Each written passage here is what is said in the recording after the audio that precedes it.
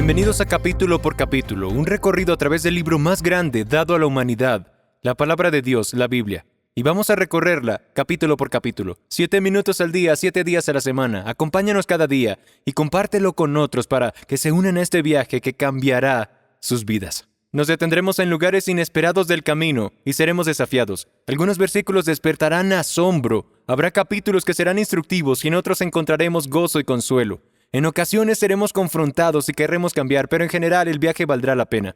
De vez en cuando tomaremos un desvío en el camino y escucharemos a algunos siervos de Dios hablar de sus pasajes favoritos, de un capítulo de la Escritura y darnos su perspectiva. Todo viaje necesita un desvío de vez en cuando. La mejor forma de aprovechar este podcast es leer el capítulo que estamos estudiando antes o después. Es su palabra la que transforma. Encontrarás más y verás más de lo que yo podría articular. Bienvenidos a Capítulo por Capítulo. Y el capítulo de hoy es Levítico 22. La peor grosería que he escuchado. A lo largo de mis décadas de ministerio he visto a Dios hacer milagros en la vida de la gente. He visto cambios milagrosos que no pueden ser otra cosa que la obra de Dios. He visto adicciones a las drogas desaparecer en un día. He visto gente salir de pandillas, dejar el alcohol, apartarse de una vida de crimen, todo para seguir a Jesús. Una de las obras de gracia más visibles es cuando Dios limpia el lenguaje de una persona. Y vi eso con mis propios ojos hace mucho. Le estaba compartiendo a alguien que literalmente no podía decir 2 frases sin soltar groserías en medio de todo eso. Le salía tan natural que era como parte de su ADN. Y cuando Jesús lo cambió, fue instantáneo. Yo no lo podía creer.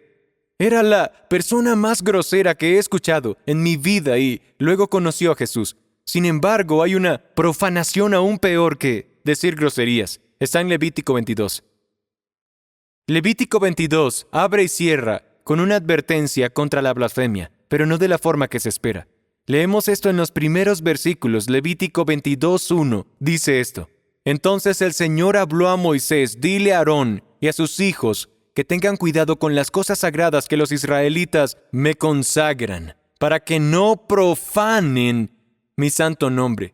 Yo soy el Señor. Diles, si alguien de entre sus descendientes en todas sus generaciones se acerca a las cosas sagradas que los israelitas consagran al Señor, estando inmundos, esa persona será eliminada de mi presencia. Yo soy el Señor. Y después de una serie de mandamientos específicos, el capítulo cierra con la misma amonestación. Versículo 32. No profanarán mi santo nombre, sino que seré santificado entre los israelitas. Yo soy el Señor que los santificó, que los saqué de la tierra de Egipto para ser su Dios. Yo soy el Señor. En Levítico 21, Dios advirtió a los sacerdotes que no se contaminaran con cosas inmundas. Ahora en Levítico 22, Dios les advierte que no contaminen las cosas limpias. Creo que Levítico 22 nos obliga a preguntar qué significa profanar el nombre del Señor.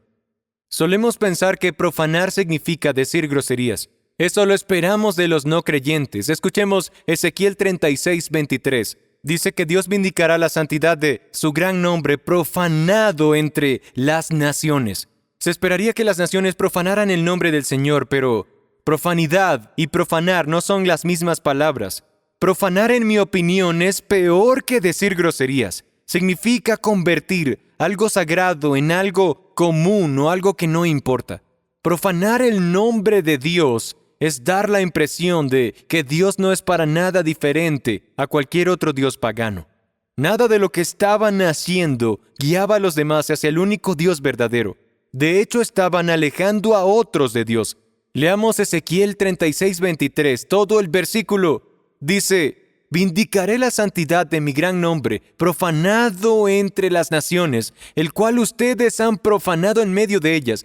Entonces las naciones sabrán que yo soy el Señor, declara el Señor Dios, cuando demuestre mi santidad entre ustedes a la vista de ellas. Las naciones profanaron el nombre de Dios, porque el pueblo de Dios profanó el nombre de Dios. Y ahora Dios tiene que probar quién es sin la ayuda de su pueblo.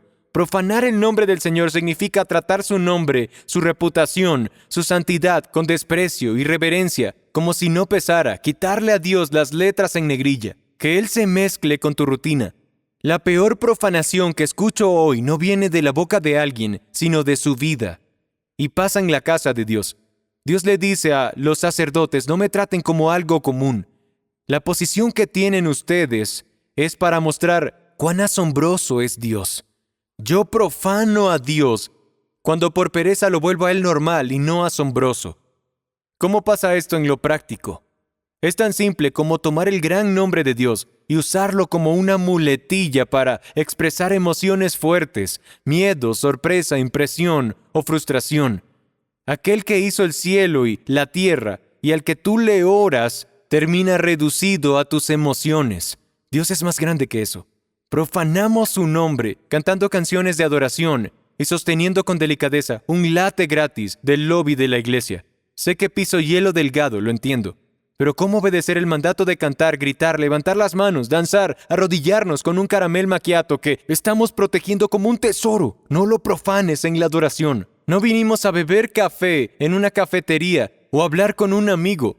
Él es el Dios del universo y te quiere completamente involucrado. Ezequiel 36 nos dice que profanamos el nombre de Dios delante de las naciones y por eso ellos siguieron en lo mismo. Yo quiero que la gente entre a nuestra iglesia y vea al pueblo de Dios totalmente entregado en la adoración y la alabanza y no cuidando una taza de café. La casa de Dios es muy importante como para convertirla en una cafetería. El año pasado se publicó un artículo en el New York Times titulado La piedad y lo profano, los cristianos atrevidos. Fue horrible y tristemente cierto, por lo que sugiere el título sobre los cristianos. Puede ser un resultado de Ezequiel 36 y una advertencia de Levítico 22. Me avergüenza mencionar los detalles de este artículo porque son reales y subidos de tono. Y no es un comentario contra la iglesia, sino una observación. Este capítulo nos enseña que servir a Dios siendo sacerdotes es peligroso sabiendo que están impuros. Es un insulto a Dios y un engaño al pueblo. Warren Wiersbe hace una pregunta en su comentario sobre Levítico que te hace cuestionarte. Dice, supón que un sacerdote es impuro pero no hace nada al respecto. ¿Cómo se enteraría alguien de que está impuro? Podría ministrar en el altar, manejar los sacrificios, incluso comer su porción legítima de las ofrendas sagradas y aparentemente salirse con la suya, pero Dios lo sabría. Y el sacerdote estaría en peligro de muerte. Ese comportamiento indicaría que el sacerdote se está poniendo a sí mismo por encima de Dios y que le preocupa más su reputación que su carácter. El nombre de ese pecado es hipocresía. Preocuparse porque la gente se dé cuenta de que es impuro, pero no por estar contaminando el ministerio sagrado para el cual Dios lo ha reservado. Servir siendo impuro son la piedad y lo profano juntas. La oración de los salmos es apropiada para nosotros en todo tiempo. Salmo 139, 23. Escudriñame, oh Dios, y conoce mi corazón. Pruébame y conoce mis iniquidades y ve si hay en mí camino malo, y guíame en el camino eterno. Así termina. Alejandro Magno, uno de los generales militares más grandes de la historia, conquistó casi todo el mundo conocido con su vasto ejército. Una noche durante una campaña no podía dormir y salió de su tienda a caminar por el campamento. Mientras caminaba, encontró a un soldado dormido durante su guardia. Una falta gravísima. El castigo por dormirse en una guardia podría ser, en algunos casos, la muerte inmediata.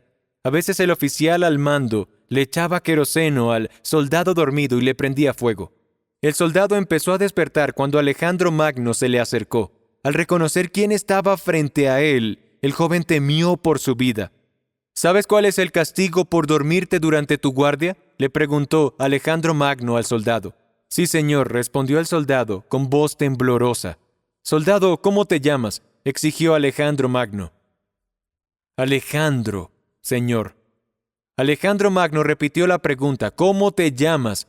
Mi nombre es Alejandro, señor, repitió el soldado. Y por tercera vez y más fuerte, Alejandro Magno preguntó, ¿cómo te llamas? Y por tercera vez el soldado respondió, me llamo Alejandro, señor. Y Alejandro Magno miró al joven soldado directamente a los ojos y le dijo, soldado, o cambias tu nombre o cambias tu conducta. Ese es nuestro desafío hoy. O cambias tu nombre o cambias tu conducta. Gracias por ver capítulo por capítulo. Cada capítulo del libro más grande, la Biblia, la palabra de Dios, 7 minutos al día, 7 días a la semana. Nos vemos mañana.